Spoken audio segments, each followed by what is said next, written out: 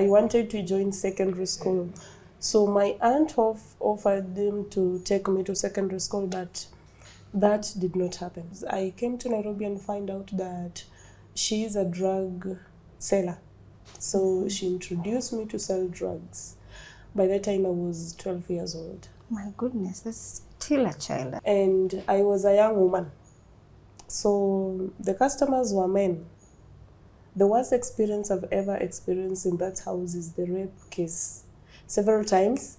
And whenever I told her, alikuwa ananiambia, you are a big woman now. Oh. So you don't need to cry over rape. That's a normal thing. At the age of 12, Kimberly finds herself in a hostile environment where no one cared for her. The very people that were supposed to protect her are the very people that betrayed her. This is a story of a lady that refused to give up.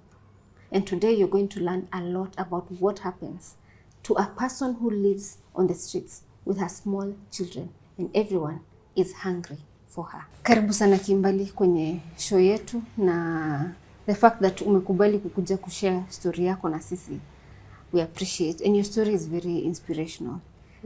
Naomba uji introduce kwenye audience wetu, utuambie wewe ni nani na unatoka wapi. Okay, my name is Kimberly Williams. Yeah. I came from Siaya County in Game. Okay. Yes. You are a firstborn, you are how many? I came from a family of 9 kids, and I'm the firstborn.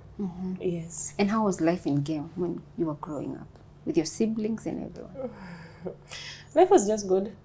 Like other families, we were just okay until my mom passed away. That's when the life changed. Yes. What happened? My mom passed while giving birth to the 9th born. And so by that time we were left with a single father, of which he was not able to take care of the 9 kids alone as a single father. Yeah. So I was taken by my auntie to Nairobi for my dad to raise the 8 kids, because I was in class 8 by that time.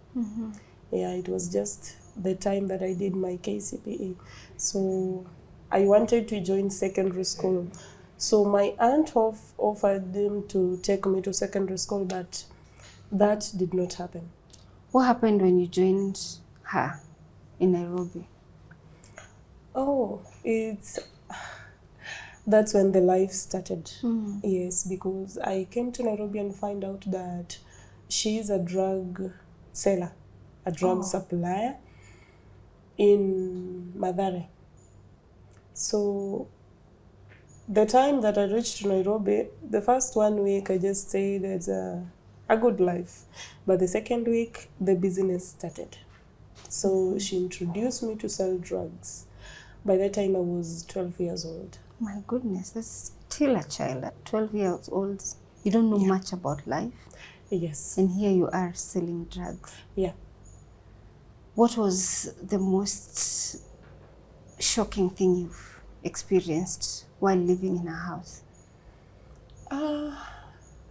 Because she was a drug supplier and also drug addict, many people, she has many customers coming to her, and I was a young woman. So the customers were men. The worst experience I've ever experienced in that house is the rape case several times. And whenever I told her, alikuwa ananiambia, you are a big woman now. Oh. So you don't need to cry over rape. That's a normal thing. Wakati unaenda kwake una expect akusupport, maybe akupeleke mahali kwingine ambapo utakuwa safe. Yes, she was the only person I knew in Nairobi by that time, and I'm still a kid. So I don't know anywhere else, I don't know anyone else in Nairobi. It's only her. Yes. Na nakwambia hivyo. Yeah. What did you do then? I just get used to it because it was life. But it reaches a point whereby I couldn't take it anymore. So I decided to walk away, to go and live in the street.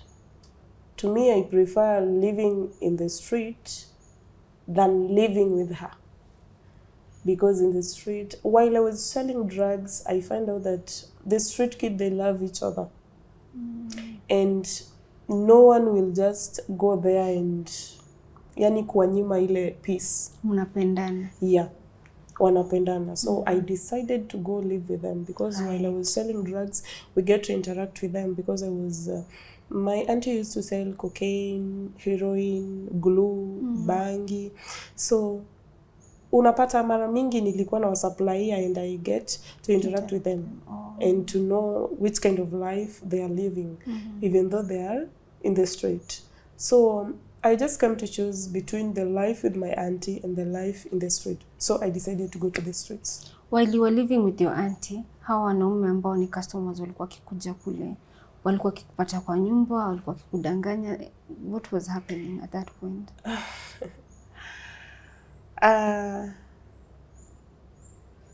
I was the only girl in that house. So I was the only woman they were seeing in that house because my auntie is used to what they do. They would attack her also? Yeah. Because she was using so much drugs.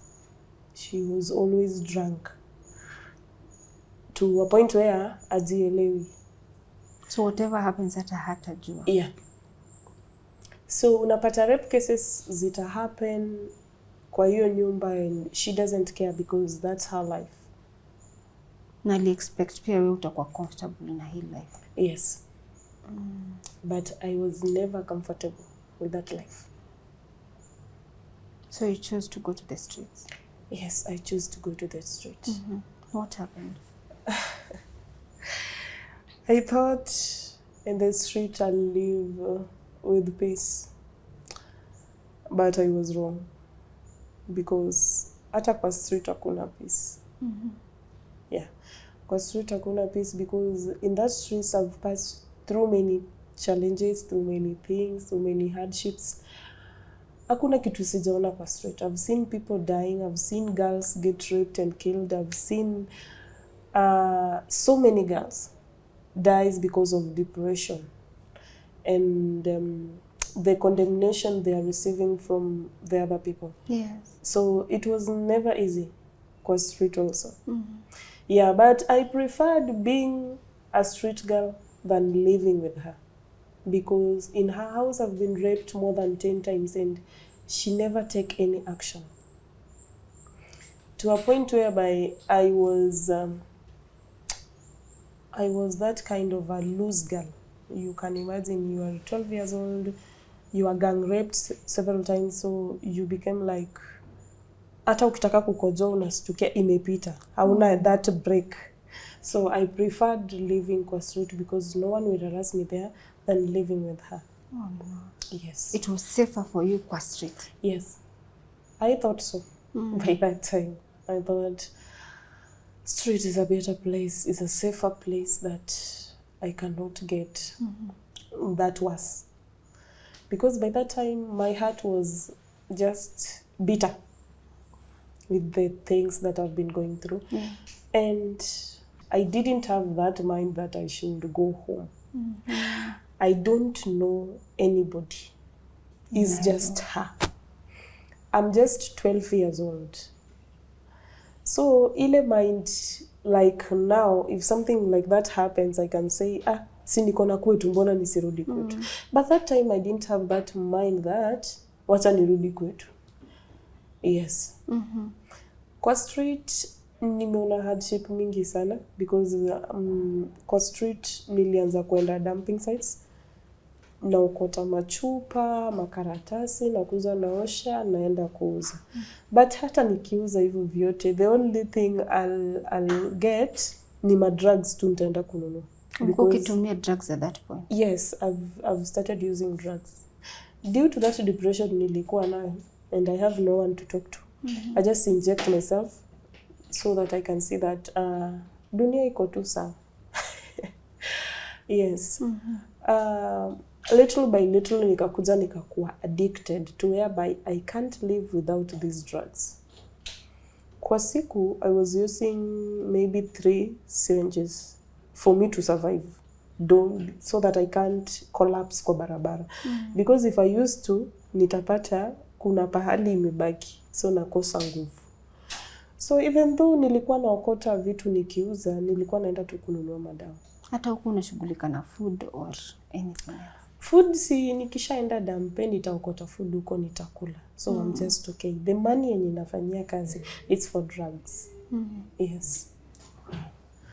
So that was the life. Kwa street pia nimepitia vitu mob sana. Nimepitia I thought rape tu inafanyika kwa nyumba. But rape also occurs kwa street, because also kwa street I was raped and I got pregnant. That was the first time you got pregnant? Yes, that was the first time I got pregnant.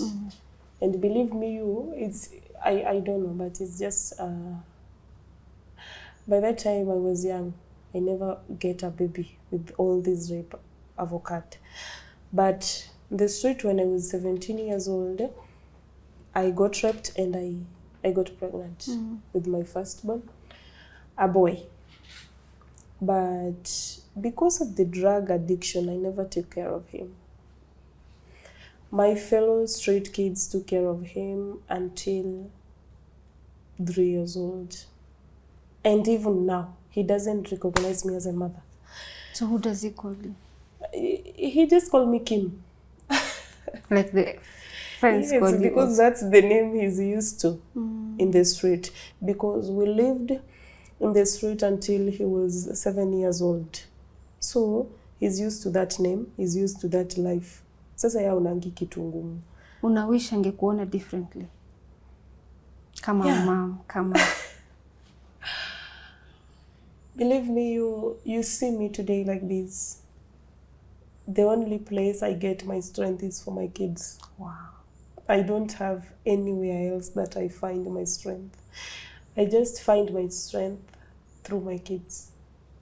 Because behind there, I have that heart of hate for them. Because I got them through rape, through pain. Yeah. Because when you're raped, you don't know what next. So I used to hate them. And that's why I never take care of them. But right now, as we are speaking, the only place I discover my strength it's within my kids. Wow. And I really pray that one day he will come to recognize me as a mother. Because I'm really trying my best. Yeah. Yeah. In the street, he used to see the beast because I was never a good person. I was always in trouble, fighting, what and all that. So when I find my second one also, I get pregnant through rape case again, and I was badly raped that led me to in a coma for 6 months. Jeez. Yes. Do you know where this happened? Was it people that attacked you? Where were you? The street is everywhere. Yani, you don't have a home. And as a girl child living in the street, you don't expect to be safe.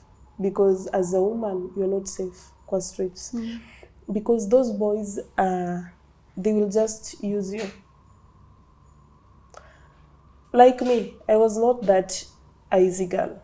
They knew that. So many times I was gang raped because they knew huyu wachaneni tunaye.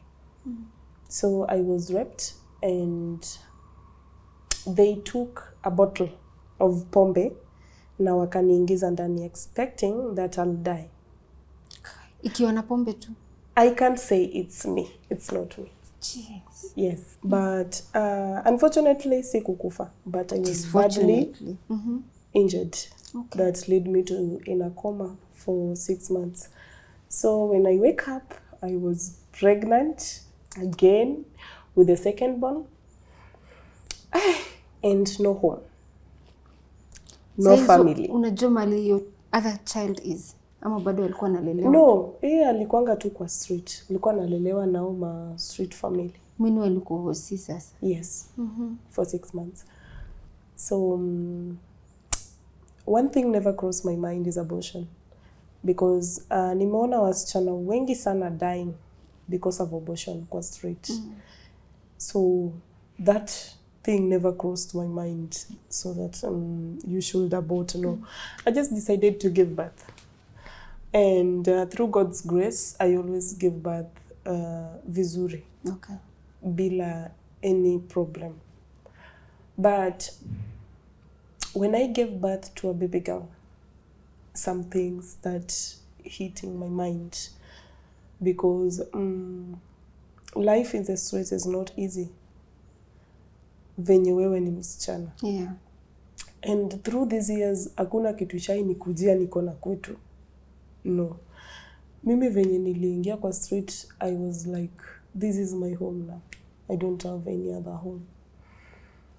So I was wondering day and night, asking myself, will my kids grow in this life?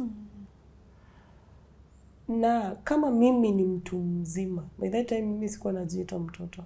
Mimi ni mtu mzima na hizi vitu zinanifanyikia. What about the kids? Yeah. Mwenye niko nao. Yeah. What about this girl mwenye nimeza? Actually, I was disturbed. And from that time, my prayer was to find somewhere I can call a home. Yeah.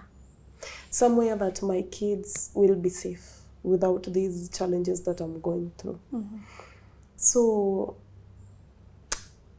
I never got anywhere because, as you know, the street families are always bad kwa macho ya raia. Wanasemanga hao ni wezi, hao ni watu wabaya. So you don't have that place you can go. You don't have you just, it's you and yourself. You don't have anyone to talk to. You don't have anybody to explain how you feel. Even if you are disturbed, hakuna mtu unaweza ambia, I'm disturbed this way. Ni wewe tu. So nilianza kujiuliza maswali, and I always ask, really, is this the life my kids will live? I decided to look for a place to stay. So there was this man, ne alikuwa to dumping site also, but at least yeye alikuwa na nyumba. Najua si kila mtu kwa street hana nyumba. Yeye at least alikuwa na nyumba. So nili decide kwenda kuishi naye. Because I thought he do understands me. Because he has been here all along. If hizi vitu zote zinafanyika, nimezaa first born akiwa, second born akiwa, so I thought he will understand me. And that man, believe me, he was older than I was. But I just decided, if I can stay in a home, then I can stay with him. Mimi nitaenda tu, boraki niko kwa nyumba. That was my prayer. So nilienda kuishi naye. Kwa miaka 2 nikiishi na yeye. I don't know if it's a mistake I did. Nilipata mimba. Now this is the third. Watatu. Yes. Kupata mimba nikamwambia niko na mimba. Trouble start there. You were not supposed to get pregnant. Yes. Venye nilipata mimba akaanza kuniambia this pregnancy is not mine. Na naweza sema is something he did that I will never forget. He keeps reminding me how I get the firstborn and the secondborn because he was there, so he knew I was raped several times. So he was like, unaniambiaje mimba ni yangu na wewe umekuwa ukirepiwa huko kwa street na unapata watoto, so hata huyu pelekea babake huko kwa street. So ilikuwa continuously whereby ikifika point I can't take it anymore. I just decided, wow. Tena that mind of, no one in the street will judge me. I decided to walk away from this man to go back to the street. for me to have peace of mind, because pale kwa street hakuna mtu ataniambia ati wewe ulirepiwa, no. Things like that are normal kwa street. Utapata msichana anarepiwa, anapona, anaendelea na shughuli zake, because that's the home she has. Yes. So mimi nilirudi kwa street. Na kwa street I used to have a house covered of karatasi.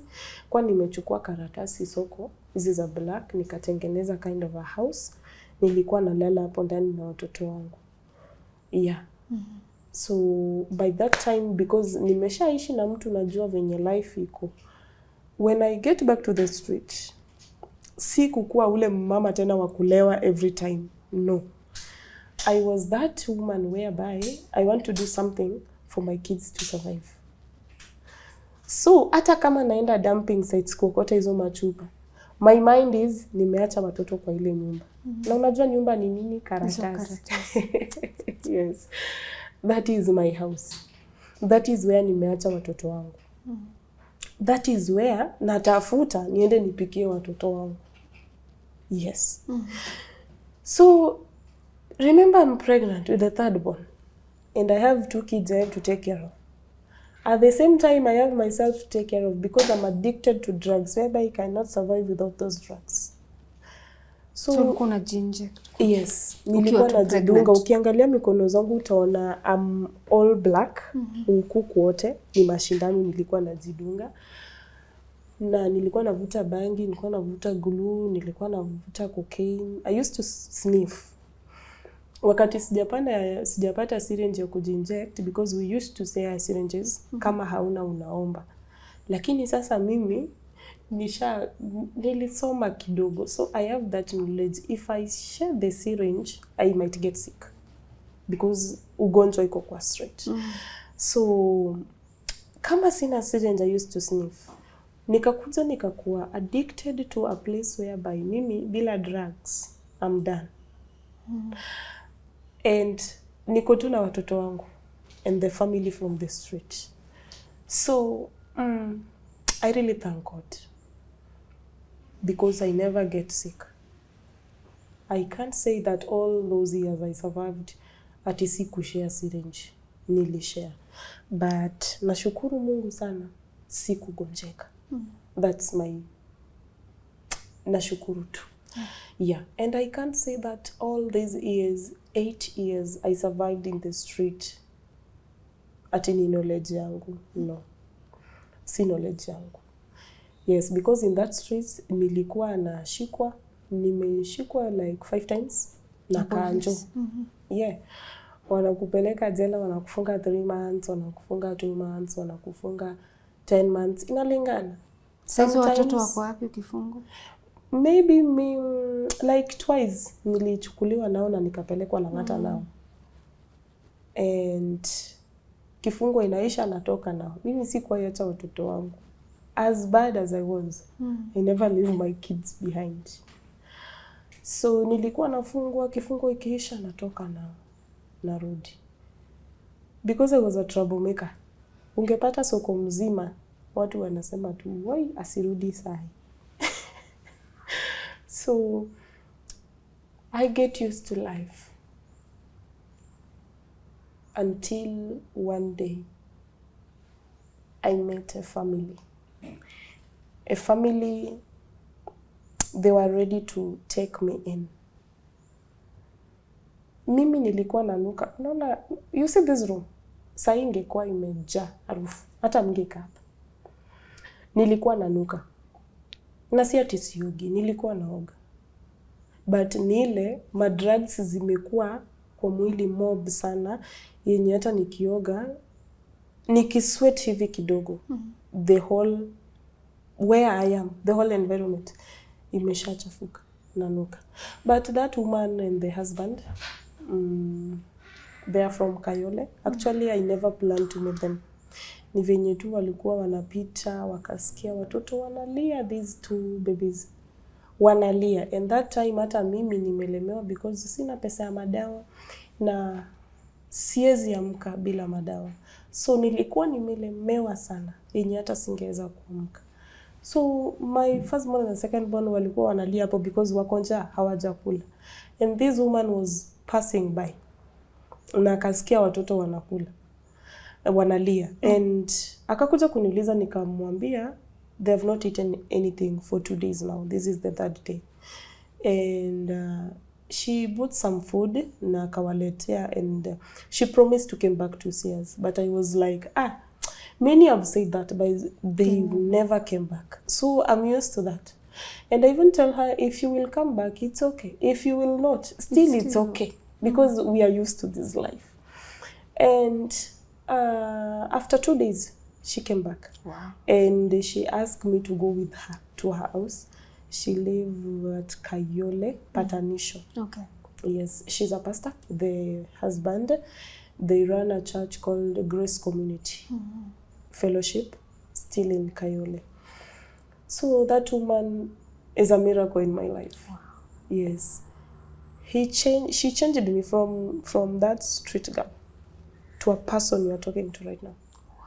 If I told you I never go to school, you say a lie. Some even ask me, I do counseling. So some ask me, how do you do counseling with English? And they're saying that you never step your feet in high school. And I'm like, hata ukinipea syllabus ya high school, I don't know anything. So mimi nilisoma tu from class 1 to class 8.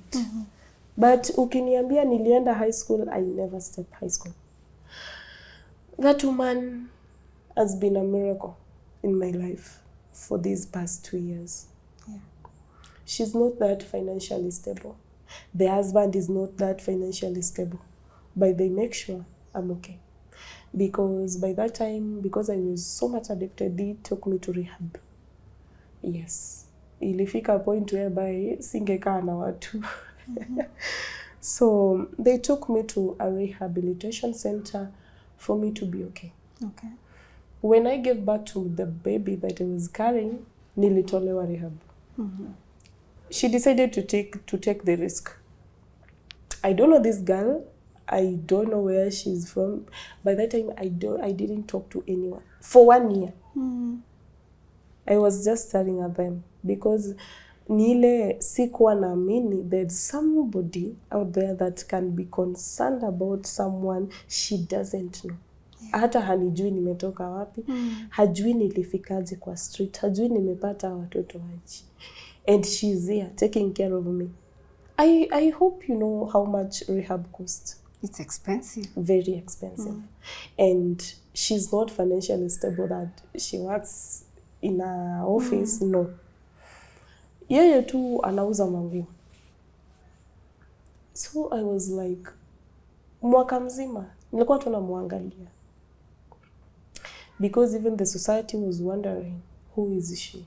How can she just take a girl with the 2 babies and the 3rd is coming? Na huyu mtu akiata akiangalia akiingia hivi kwa nyumba yote imejaa rufu. Una manage aje kukaa? So alafu nilikuanga na ile staki kelele. So that house, for 1 year, they used to switch off the TV, the radio. Wow, for you? Yes, for me. Because nikisikia tu kelele hivi kidogo, my mind get triggered and I feel like I'm not safe. Amebeba hiyo mzigo for 2 years. Paka sai. Yes. If you see the Kimberly 2 years ago and see the Kimberly now, utasema ni watu wawili tofauti. But it's just the grace of God that does everything for me. It's not me actually. Yes. Wakati ulikuwa umepelekwa rehab, of course when you stop using drugs, kuna zile reactions zinakuja. Uliweza kustruggle nazo na kuzi overcome aje? Withdrawals. Yeah. Those withdrawals zinakuanga hapo. And what makes me going, what makes me keep moving? Yeah. Ni watoto wangu. Yeah, ni watoto wangu. Because I was like, lazima nipone ndio niweze kulea watoto wangu. Venye nimekuambia, mimi strength yangu napata kwa watoto wangu. So, by that time, nilikuwa napewa a drug called methadone, 1 a day. And wakiona nimezidiwa sana, wataniweka nilale for like 2 days. I'm just sleeping for 2 days, siamki. So withdrawals zimenisumbua. Imefika mpaka point whereby naban. Nikikushika hivi naban. So the family of that pastor used to wananunua ice kama za 200, wanamwaga kwa tile, and I sleep kwa ice for me to calm down. That was they used to do during the withdrawals. Yes. Na ilifika point whereby I used to be locked inside a room for me never to hurt anyone, even my kids. Yes, I was that violent when I was undergoing the withdrawals. Yes. Even the doctors, Madhare waliuliza, are you really a woman? How are you surviving this? Na always walikuanga shocked because wanaangalia the lady mwenye akona hizi drugs kwa mwili, na wanaangalia the age, na wanaangalia venye anatoshana. Wanasema, hey, you are supposed to be dead right now. And for like 8 months, I struggle with the withdrawals. Yeah. And right now, I don't use ice to calm down. Iyo iliisha. And I don't use drugs anymore. Wow. Clean 2 years now. Yes. Iliisha. And now I'm not that violent. Pia iliisha. Mimi sahi kitu na struggle nayo is whereby ukiata award nisikie imenikwaza. Na kupea space. Silence. Yes. And I always tell my mom that, my spiritual mom, I always tell her that silence ni jibu kubwa sana. Sana. It's loaded. So, yes. So mimi, I always stay silent. For you to realize this word, haijanibamba, but I don't talk back. That's me now. But that time, if you wrong me, we fight. So nikakuja kuona my second born, she's a girl. Nikaona anakuwa, yani unaona each time ameniona ana freeze, anakaa like ameona a dangerous person coming. So hata nikiongea tu sauti yangu imetosha kumshtua. Hata saizi? No. Okay. By that time. So nikaona no, it's better I keep quiet and I just be silent for her to be okay. That was me. And now I am a different person. Now what I do is I do counsel girls and I do talk to youths. I just do motivate people because I always tell people that I don't do counseling due to nilienda shule. Mimi, I don't do counseling ati niko na certificates. No. I do counseling due to life experience, real life experience. Mimi sijaendea shule nisome ni ati nitakuambia hivi fanya hivi Yvonne. No. Mimi nimepitia hapo. Kama ni drugs, struggle with withdrawals until I get out of there. Yeah. Kama ni rape cases which girls undergo, I have been there and I struggle to release the bitterness in my heart. So I can tell you this is right or this is wrong. Yeah, that's why I do motivate people, but I always tell people not by that. It's just by life experience because I've been there and I know what it feels like to be raped, and I know what it feels like that you want to be somewhere and you don't have that chance. Because once the society found out that you're from the street, you will find condemnation everywhere. You will find rejection everywhere. You will find criticizers. They say, wewe ulitoroka kwenyu, wewe mwenyewe ulijitakia, wewe pambana na hali yako. Hizo nasikianga kila wakati. Mtu unamwambia tu, I'm from the street. Yeah. Ameanza kukupasha. Wewe ulijitakia wewe. Kwanza mimi namwambia, unajua hata niko na baba yangu nyumbani. Ananiambia, na wewe ulikuwa unateseka hivyo si ungerudi kwenu. But I'm like, by that time, I didn't have that mind. Like right now, mtu akinikosea nitasema, mbona nisiende kwa baba yangu. By that time, I didn't have that mind. First, I had that bitterness in my heart that all men are bad people, because if a man can do to a little girl like me something like that, then wanaume si watu wazuri. So that was my mind by that time. And right now I know the right and the wrong. Yeah. I can tell this is right, I can tell this is wrong. And I can motivate a girl that have been raped, and I can tell her, you just need to do this one and you will be okay. And it's not easy to release people that have hurt you several times. How did you manage to do that? It's God. One day I was doing counseling in a crusade. It was a big crusade. Ilikuwa hosted by Salvador from Mexico. It was in Jacaranda at Kayole. So I was doing counseling. Mimi huwa naimba with a band called Unlimited. But that time mimi nilisema I don't want to go to the stage. Mimi nataka kufanya counseling huku chini. Because Kayole is also another ghetto whereby you meet people like I was. So I know how to handle them. So mimi niliambia watu, mimi today mimi sitakuwa kwa stage. Mimi nataka kufanya counseling. And a man came to me from Mexico. He came with that prophet who was preaching. And he was like, if your heart is filled with bitterness, you will never move on. You will be Stuck. Yeah, you will be stagnant here every time. Yeah. So what you need to do, you just need to forgive. It's not that easy. I can't just wake up one day and tell you, Yvonne, you need to forgive the people that wrong you. It's not easy. But sometimes you just need to ask yourself, what do I want in this life? Yeah. If you want something to happen, you should just let go. So that word, forgiveness, will make me feel better. I use that word. Wow. To move on. To move on from the rape. To move on from the man who used to remind me of everything that happens. To move on from the bitterness I had. Yeah. So I just decided to forgive. Remember, you forgive, but forgetting is not that easy. Yeah. So I just decided to forgive for me to move on. That was me. Do you know some of those perpetrators that put you through all this pain? Even now, if you met some of those people, would you recognize them? Yes. Are they people you knew? Yes. The people do this are the people that you live with.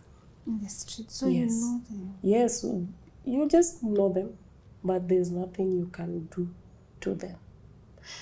Because hata ukisema unaenda kuripoti na nani? Wapi? Hakuna. They are used to that.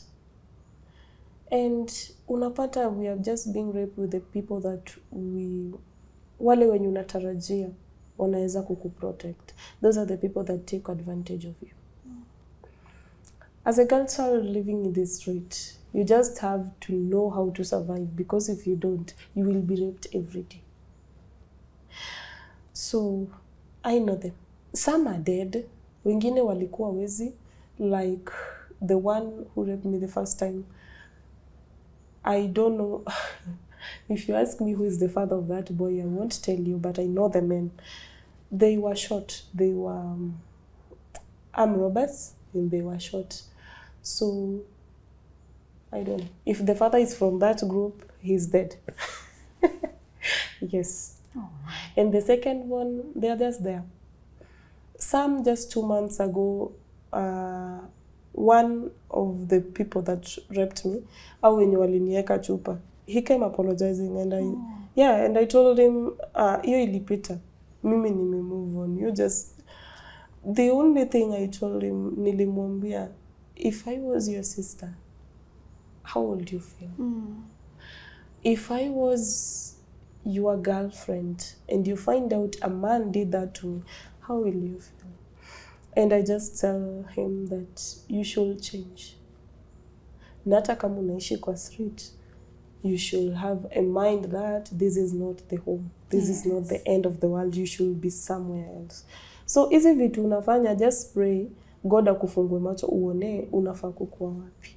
Mimi nilimwambia tu hivyo na nikamwambia nilikusamea kitambo, but don't come back reminding me of what you did. So just leave. And he left.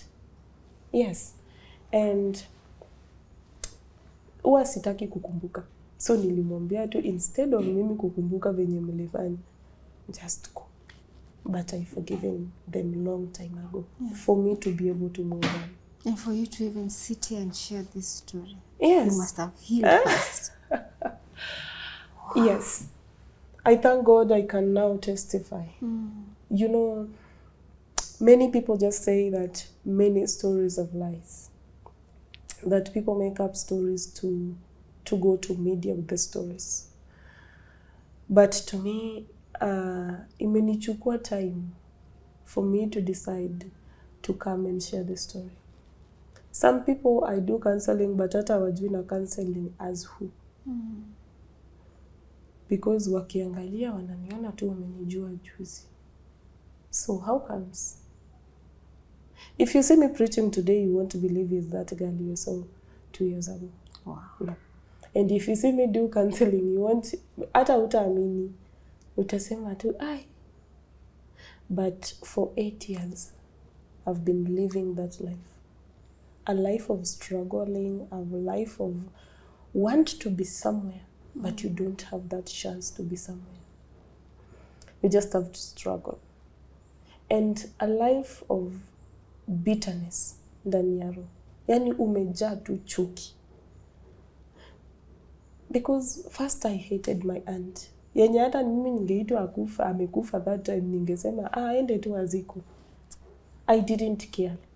Because niliona hizi shida zote hata by the way I was asking myself, si angeniacha tu na baba yangu hata mimi niteseke tu venye watu wengine wanateseka. Was it a must akuje kuniharibia maisha? That was my mind. So hata mimi nilikuwa nasema hata akijipata kwa shida, let her die. That was me before. Because nilikuanga nimekasirika na yeye nasema, mama aliniharibia maisha. And nikaanza kublame death. Because I started that when my mom died, another life came. So, angekufa, singepitia hii maisha. Ama angekufa, ningeendelea na masomo. My heart was like, this woman, I deserve anything. Nilikuanga na that bitterness, but not anymore. You forgive her? Yes. Even now, akijipata na shida na nijue. Because I don't talk to her, I don't know where she is right now. Nitaenda kumsaidia. Wow. Because I'm a different person. And right now, because I know the word of God, I know what God did, and I know that whatever she did, God had a purpose for me. To go through that all life, for me to come like today, to testify that God can take you from one level to another. Yes. So everything happens for a reason. And everybody comes in your life for a reason. Even if alinifanyia vitu mbaya zinakaje, but I know God allowed it to happen for today's testimony. True. So I don't blame her. I just glorify the name of the Lord every day because I know He had a purpose and He had a reason for this to happen. How do you see your future unfolding? You and for your kids also?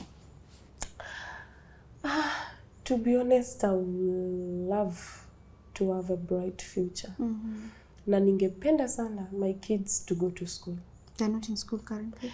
They're not in school because I'm not able to pay the school fees. The firstborn is not in school, but he is with my dad. Okay. Just months ago, I decided to go back home and reconcile with my dad. And I told him everything. And he decided to remain with my boy so that the boy can see that there's another life. Yes. It's not all about life kwa street. There's another life. So the grandpa decided to stay with the grandson. To bond. Yes. We talked and I told him everything and he knew what I was going through. Yeah. Yes.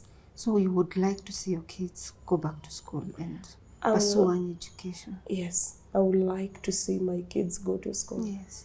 And I would love more and so my girl to grow up in a different area or in a different kind of a lifestyle that I went through. I never wish my kid to go to undergo what I went through. Yeah. Sitamani sana. Yes. Na future yako, wewe mwenyewe ungepanda kuona kika vipi? Say in the next 2 years even. Saizi uko mahali watu wanakuhost. But what's the future looking like for you? Okay, in future, I would love to be an international motivational speaker. Wow. That person whereby I can encourage a woman or a man that kuna times utakuwa down na kuna times utakuwa up. Na sio the end. Yeah. And yani natamani ifike that time whereby I can stand by myself as a woman. I can do, because right now mimi naishi through volunteers. If nobody come to my house, I won't eat. If nobody visited me, I won't eat. If that woman and she's not even financially stable and the husband also is not financially stable, if they don't come together and pay my house rent, I'll be sleeping outside. And right now, I don't want ever to go back to the street. I just want to live a life whereby I have a home. Yeah. Yes. So, in future, I just want to have a peaceful life whereby I can be able to stand by my own. I can be able even to be a businesswoman, Yes. but I'll be able to stand by my own. Yani, nikuwe mimi ndio naweza saidia mtu mwingine. Sawa? Nikuwe mimi ndio, as in like Pastor Alphins have been doing and Pastor Anne have been doing, I can be the Pastor Anne and the Pastor Alphins for tomorrow, for someone. Yes. Yeah, for that girl, because I'm not the last person that is going through this hardship. Yeah. There's someone out there that she cannot talk, but deep down, that woman is hurting.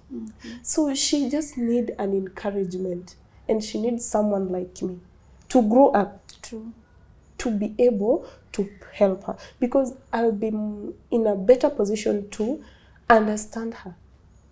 So I'm just praying that God will help me to be somewhere, to be a better woman, to be someone that I can also raise someone from the where she thinks that I could down son. Right. I can raise that woman to be somewhere. And change her life. Yeah.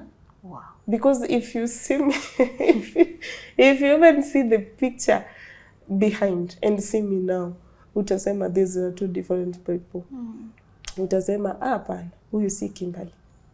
Yes. Because ukiangalia nywele yangu hata si kwa ishuka, nilikuwa nimeiachilia inakaa dread. Na ulikuwa tu sawa. Niko tu sawa. Niko tu sawa. Mimi sioni shida. Ukiangalia mguu hata si kuanga na kiatu. Yes. Ukiangalia watoto wangu hata labda wako na nguo moja na wameivaa mwezi moja and I don't care. Unaona? Yes. And ukipata nilikuwa unaona hizi mikebe za chuma. Yeah, nilikuwa nimezikata, nimetengeneza kama sufuria. So if nikipata unga nakuja kuwapikia uji hapo. Hiyo ndio sufuria ya ugali, hiyo ndio ya mboga, hiyo ndio na ni mkebe. Na saa hizo unapika na kuni. Uko kwa street ama unapika na tiles. Unaenda unachukua tiles unakuja unawakisha, unapikia watoto na life inasonga. So I'm not the last one to go through. Yeah, I'm not the last one and I'm not the first one. I know that there's someone out there mwenye anapitia the same thing nilipitia. And the only thing they need is a word of encouragement, of which hawapati. Sasa uko hapa. Because there's no one to understand that. The situation. Yeah, there's no one to understand, yani huyu mtu hajavaa viatu juu hana. Ama huyu mtu watoto wake hawana nguo, that's why hawajachange nguo. But I thank God, now my kids, they can change clothes, even to me. Hey, umetoka mbali. Watu wanaweza kureach aje? I'm always on Facebook. Okay. Yeah. Hebu tuambie jina lako la Facebook. Why? Kwani nakaaje jina? Aikai mbaya. Yeah. In Facebook, you search for Kimberly Nyarkingi. Nyarkingi is a king. So I'm a princess. Nice. So if they search Kimberly Nyarkingi, yes, that is you. You will get me. Okay. And in WhatsApp, I have a number which I use in WhatsApp. That's okay. You can share it on the screen. Okay, my number in WhatsApp is 0790618161. Yes. And that they will find you. You can find me. Okay. And I'm always free to come. Sawa, mimi sijaekea mtu limit, you have to book an appointment. No. When you let me say. Maybe you can reach me anytime. Yes, if you want to reach me, you can get me. Okay. And if you feel like you're down, you need someone to talk to, you need a words of encouragement, I can do that. All right. Yeah. Okay. And to those girls out there that they think wamefika end, my advice is that just pray for more strength for you to be able to move on. And if you are a girl and you get pregnant through rape cases like I did, usichukulie watoto kama the cause. They are not the cause. They don't even know anything. Like my kids, they don't know that I was raped for me to get them. No. So we should not blame our kids. Yes. And to those girls that you're being raped, you decide to abort because you hate that person, the only thing you will do is you will destroy yourself more than you have been destroyed. True. So you just need to pull yourself together to be able to move on. Yes. Don't just say, I was raped, so I need to abort this baby. No. Wewe ndo unaharibu uterus yako, because maybe that was the only baby God alikuwa amekupa. Yeah, God alikuwa amepurpose utapata huyo mtoto mmoja. Wewe ushamua. Hapo mbele you will want to get married. So you will be facing problems with your husband because you can't bear children and because of the bitterness you hold in your heart that I am young, I can't raise this kid. No. You just need to pulse yourself together for you to be able to get strength to raise this kid you're carrying. Do you ever envision yourself in a marriage in the future? Wow. A marriage. Maybe. Okay. Yes. So it's definitely not a no. For you who are not. Yes, it's not a no. Okay. When I get someone, I don't pray for someone rich. I just pray for someone understanding. Right. Yes, someone who will understand. That's all. That's all. Wow. An understanding person. That's all I've been praying for. Yes. Because I know one day I'll get married. I won't stay single mother forever. No. I'll get married. But I don't want to make mistake. Right. And I don't want to get myself in trouble like I've been doing before. I just want someone who will love and care for me and will be able to understand me and take care of me. But I don't pray over each person. Yes. Wow. Your story is phenomenal. Your story is inspiring. You're such a strong lady. And having gone through the challenges that you've gone through, and for you choosing to even lay them bare in front of everyone to see, this is the pain that I went through. Yes. And this is what formed me, but it is not what stopped me or what made me, pause my life and decide this is how I will continue. because this is the bitterness I'm undergoing. So I appreciate the fact that you have chosen to look at all those challenges as a stepping stone, to even look back and lift people who are currently undergoing the same challenges and help them live a better life. Yes.